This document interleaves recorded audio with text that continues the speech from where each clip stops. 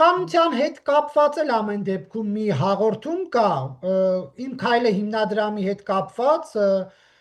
Դանիել Իոնիսյանն է խնդիր տեսել եւ հաղորդում է ներկայացրել։ Դուք սրա հետ կապված ինչ ակնկալիք ունեք, ինչ եք կարծում, հակակոռուպցիոնը, մյուս իրավապահ համակարգեր էլի այսպես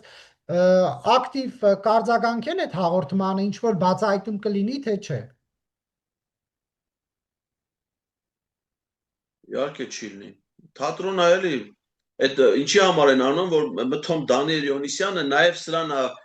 ամեն բոլորի վերաբերալ է գրում է, մթոմ իր համար կապ չունի։ Թատրոնը է, կեղծ բանը դրան ուշադրություն մի դարձրի։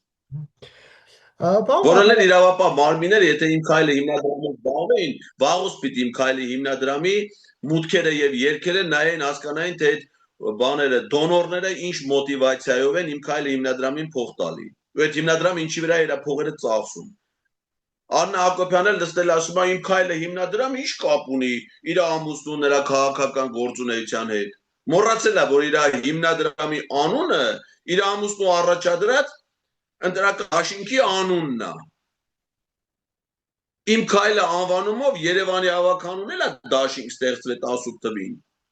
Ազգային ժողովի ընտրություններում էլ է դաշինք եղել, որի առաջնորդ եղել է իր ամուսինը։ Այդ նույն ժամանակ է ստեղծվել իմ քայլը հիմնադրամը։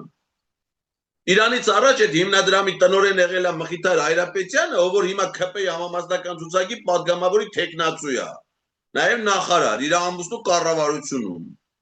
Այդ հիմնադրամի հոգաբարձուների խորհրդի նախագահը Լենա Նազարյանն է, որ ազգային ժողովի քաղաքացիական պայմանագիր խմբակցության պատգամավորը ամուսնու հետ։